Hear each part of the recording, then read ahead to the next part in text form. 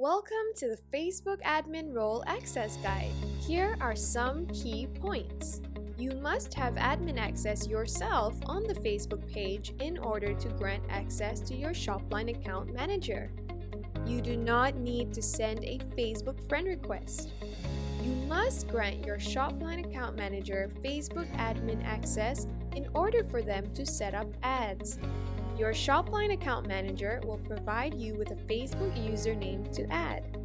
Log in to the Facebook account that is linked to your Facebook page.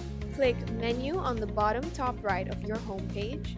Click on the page that you would like to create ads on. Click Settings on the top right of the page. Click Page Roles. Select Add Person to Page. Type in the username that your Shopline account manager has provided you with. Select Admin and click Add. Moving on to the desktop version of the Facebook Admin Role Access Guide. Log in to the Facebook account that is linked to your Facebook page. Select Home Page. Click Pages on the left menu bar. Select Page. On your Facebook page, click Settings. Click Page Roles.